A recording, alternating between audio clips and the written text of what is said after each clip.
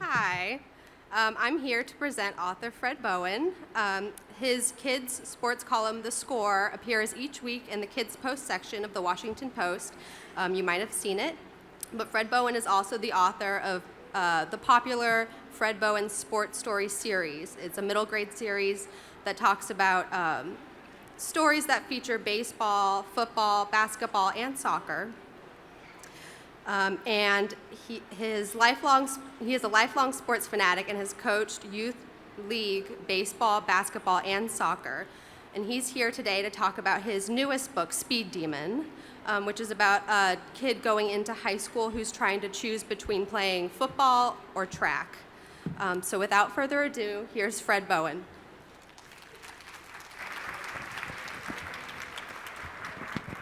All right, good afternoon.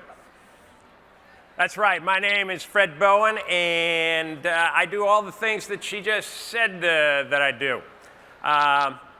Let's see, I think I want to get there it is. I write kids' sports books, and I've written 24 of them so far, and I also write a weekly kids' sports column for the Washington Post. How many kids know about the Kids Post? All right, good. I feel like I'm among friends. When you're an author, you get lots of questions. One of the questions you get, what's your favorite book? Sometimes they ask you how old you are when you go to a school. But the question I get a lot is, why do you write about sports? Because all my books are about sports.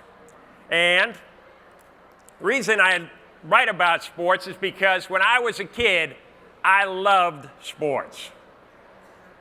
That is a picture of me when I was 6 years old.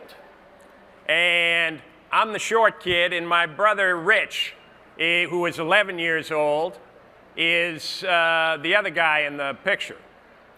And I was the bat boy for my brother Rich's team.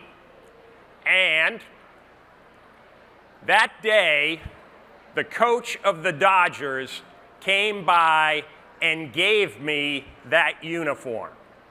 So you are looking at a picture of the happiest kid in the history of the world. I had gotten my first uniform. And I know I'm supposed to say, I've been married 38 years. Oh, the day I got married was the happiest day of my life. Or I have 2 kids. That was the happiest day of my life. I just loved that uniform. And the great thing about it, when you write a book, is sometimes you can name characters after some of the people who have been nice to you in your life. And so in my first book, TJ's Secret Pitch, I had a coach character. Who did I name him? I named him Mr. Upton. He was the coach of the Dodgers. But I didn't just play baseball. I played football, too. Look at that. That is a picture of pure joy. In other words, I was so happy just to have a helmet.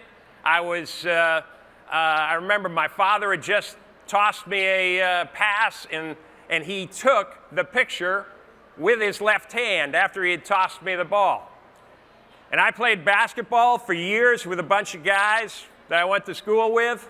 And whenever they saw that picture, they said, "Fred, we never saw you jump that high. Ever." So that was one of the reasons that I write about sports, because I love sports. But I know other kids love sports too.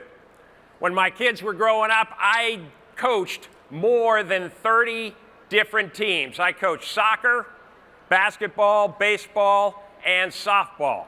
And I knew that the kids just loved sports because they would come running onto the field. They were just happy to be there. By the way, that picture there is a picture of a team I had, a baseball team that had 7 boys, 7 girls. I've never understood, why don't girls play baseball more instead of softball? But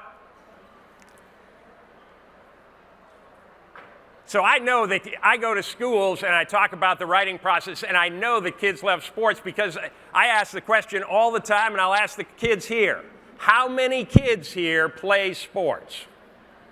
Yeah, we got a lot. Most kids play sports and they like sports, and so that's the reason that I write sports books.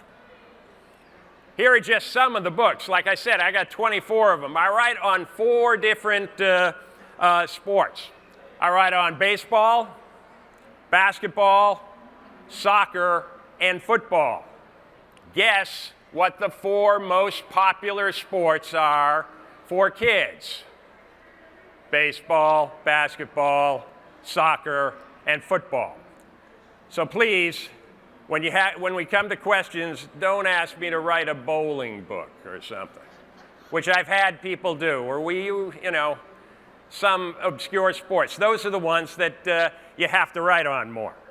And what the books do is they combine sports fiction, sports history, and there's always a chapter of sports history on the back. And I'm going to talk about some of the recent books, and then we can have questions. We can, although everybody looks pretty comfortable down here, I'm not sure anybody's going to get up. More recent books. This one's called Outside Shot. And what it's about is about a kid named Matt who sees himself as he's the shooter on the team. He's the guy who's going to put the ball in the basket. But what I talk about in the book is that even the great shooters, and by the way, somebody here, name a great shooter in the NBA. Steph Curry.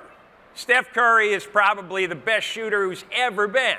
But Steph Curry does a lot more than just shoot. Steph Curry is a fantastic dribbler. Steph Curry is a terrific passer. In a couple of years, he's led the NBA in steals. So it's important to be, if you play any game, that you do more than just one thing. And so Matt has to learn, hey, I got to play more, I got to do more than just be a shooter. Here's another book. This one's called Lucky Enough, and it's about a kid named Trey, and Trey thinks he has a blue piece of sea glass which he thinks is lucky.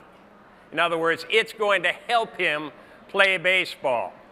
And what I talk about in the back of that book, in the history part, are some of the superstitions in baseball, and there have been a lot of crazy superstitions in baseball. For example, there was once a manager, a guy named Jim Lehman, who would not change his underwear if his team was winning. In other words, he went with the same underwear. If his team was winning, we're not washing it, we're not doing anything. There was a pitcher, Ted Lincecum, who won the Cy Young Award 2 different times. He played 9 years in the major leagues, 1 hat. That was the dirtiest hat anybody had ever seen. But he thought it was lucky. Of course, what Trey learns is it's not just luck that makes you a good ball player. You're going to have to work at it. So this is the last book I'll talk about, and then does anybody want to get a free book? Yeah, all right. Well, you're going to have to earn it because I got a couple of sports history questions for you. Last book, and this one is officially coming out tomorrow, although they have it in the Politics and Prose store over here. It's called Speed Demon. And what it's about is about a kid who is the fastest kid in his school. And everybody wants him to play football because football is a big deal at his school. But he's not sure of whether he wants to play football. He loves to run, but he's not sure if he wants to take all the hits that you have to do in football. So what the book is about him trying to make up his mind about whether or not to play football. So you can see that the books, that when I write them, they're not, as some people say, just sports. what I try to do is I try to have a really good story. I try to weave in some sports history, and then, I shouldn't tell you this, I try to put a lesson, something that you can learn from the book. So, we are going to have and maybe when you give the answer, you may want to go up to the microphone on this one, and adults can help children get the answer, because these are a little hard. And the first question is going to be, name the only athlete in the history of sports who won an Olympic gold medal and a Super Bowl ring. Anybody know? Any adult? No. Somebody over there, you're going to win it for a kid, though. You got to win it for a kid. All right, go ahead. Ronaldo Nehemiah, a very good guess. He was a guy who was a great track star at the University of Maryland, but it is not the answer, but you are close. Oh, I can't call on you, Win. I know you too well. That would be, and he says, nobody knows. Oh, this is why you have to read the books, because you learn a lot about sports history. Somebody knows? Somebody point? Yeah, go ask your, you know, yeah. Go ahead, step up. Jim Thorpe. Jim Thorpe. He never won a Super Bowl ring because they didn't have the Super Bowl, but that's a very good guess. Again, go ahead, somebody get to the microphone. How's it? All right, I'll give you a hint. He played for the Dallas Cowboys. Go ask you, that's it, go ask. And now, you know what they're finding out? Man, even Dad doesn't know. Isn't that disappointing? Well, somebody going over? Go ahead, try. Bob Hayes. Bob Hayes. Bullet Bob Hayes. Very good. Very good, Dad. He knew. Dad's probably around my age, you know. Bullet Bob Hayes, he won the, what was it? He won the gold medal in the Tokyo Olympics in 1964 in the 100-meter dash, ran it in 10 seconds flat, which was the fastest time at that time. And he also was a wide receiver for the Dallas Cowboys and won a Super Bowl ring while he was a Dallas Cowboy. And in fact, you'll hear the football season is about to start, and you'll be watching a game, and they'll talk about zone defenses instead of man-to-man. The reason they play zone defenses was because of Bob Hayes. He was so fast, nobody could cover him man-to-man. All right, now, that young lady, I'll come up afterwards, and I will give you one of the books, all right? Second question for a second book for Washington football fans. They used to have a contest which decided the fastest man in the NFL. There was a Washington Redskin who was the only one who won it more than once, and he won it 4 times. Does anybody know? Oh, wait a second, she's going back to her dad. We have somebody new? All right, go ahead. Darryl Green. Darryl Green, exactly. Darryl Green was a terrific defensive back for the Washington Redskins, but he also was a track star in college in Texas and was a fantastic athlete who stayed as a defensive back with the Redskins until he was almost 40 years old. Now, those are the books. I'm all done. Does anybody want to get up? You guys look so comfortable, but you know what's a little disturbing? Is I'm looking down here and you have so many kids reading other people's books. You know, I mean, isn't that a little weird? I mean, They're so entranced that they don't even look up. That must be pretty good. That must be pretty good. We'll take some questions, though, and we'll let adults have questions. You can ask about writing, you can ask about sports, you can ask about anything. There we... Are they jumping? Go ahead. Oh, get the mic down.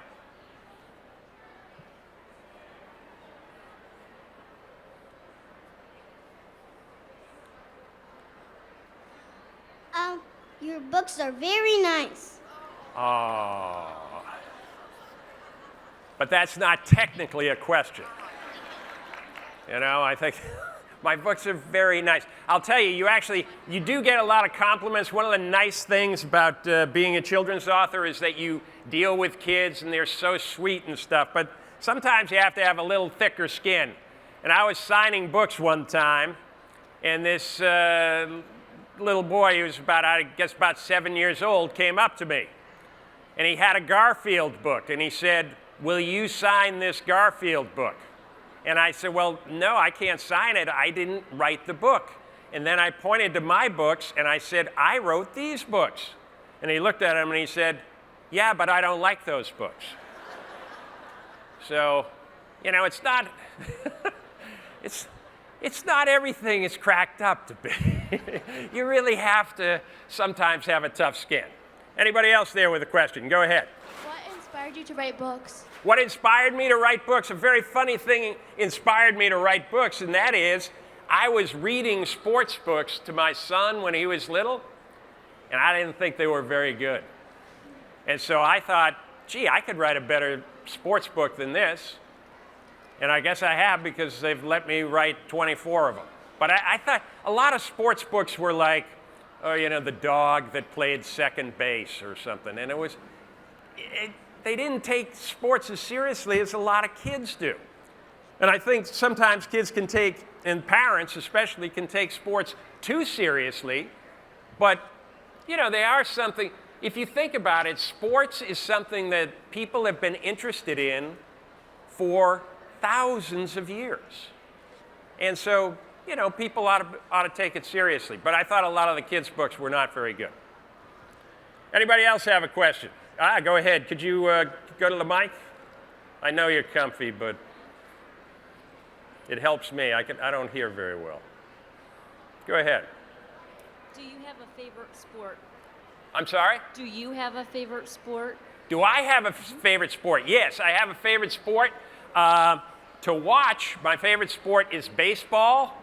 I'm very excited about the Nationals. Who's excited about the Nationals? All right. But I'm mostly excited, and probably most of you are not as excited as I am about this, about the University of Maryland Baltimore County Retrievers, because just this May, my son was named the head baseball coach at UMBC. So, and I wrote a column about this one time in the Washington Post. I said, when I go to schools, kids ask me all the time, who's your favorite team? Well, I told them, my favorite team are the UMBC Retrievers. And kids' favorite team should be who they play for. I mean, that's really who you really want to, that's, you know, why root for a business? I mean, that's what the teams are, but they're a lot of fun to root for. We got another question. Anybody else have a, oh, go ahead. What's your favorite? What sports do you play? What sport do I play? When I was growing up, I played everything. As you saw, I played you know, baseball. I played football. You're looking at one of the great 65-pound tight ends. But so I tried all the sports. I played basketball. I played street hockey. Unfortunately, now the only sport I can play is golf, because I got too old. But no, it's, I like all the sports. And what's great is that now kids are growing up with so many more sports than when we grew up. We just had a few. Go ahead, over here. Are you going to ask a question? Yeah. How long does it take for you to write about How long does it take to write a book? My old answer to that was about 6 months, but that was when I was a lawyer for 30 years, and I used to write the books on my lunch hour. And so I'd only write an hour a day. Now it takes a little less. It takes maybe 3-4 months to write a book. But, you know, I'm now going to be doing sports history books. And I'm going to have a history of the National Football League for kids come out in May of next year. And that took a little longer because it takes a lot of research to look everything up. Go ahead. I really enjoy your column. I read it all the time. All right. How old are you? Oh, no, that's not. You got me by, don't worry about it. You got me by about 10 years. Anyway, what's the best advice you would give kids for sports? You give a lot of good advice in your column. For sports, first thing, before age 14, play as many sports as you can. In other words, don't specialize. Just try to become a better athlete. And the different sports make people better athletes. One of the fun things I did in the column is I interviewed Cal Ripken, who of course is a Hall of Fame baseball player, and I asked him, when is the first time you played baseball year-round? And he said, oh, when I signed a contract to be a professional baseball player. And in high school, Cal Ripken was an all-state soccer player. And you know what he was in baseball? A very big man who could really move his feet. You know where he learned that? That was playing soccer. So do that. The other thing is fun, joy. That is the whole thing about kids' sports, and we miss out on that. The other thing I would say, just everybody in the crowd, the kids who are playing sports right now, very few of them, or not that many, go on to play high school sports. Very few of them go on to play college athletics, and almost nobody goes on to become a professional athlete. And so what they should really be learning from sports is, but by the way, every one of those kids will become a citizen of this country. And so they should be learning how to be better citizens and how to be better teammates.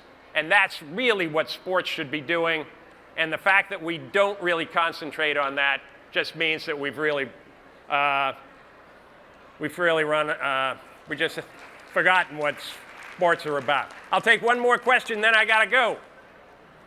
What's your favorite sports book? What's my favorite sports book? Well, gee, there are 24 tied for first place. No, it's kind of funny. I'm really proud that of all the books, and there was a day a couple of months ago where I got 3 letters from kids who love the books from different places all over the country, and they said they loved the books, but they were all talking about a different book. So it's one of those things, I think different kids like different books, and it isn't just one book that they say, oh yeah, you know, Outside Shot's good, but the rest of them stink, you know? No. So listen, thank you very much. Enjoy the rest of the day. It's a great event.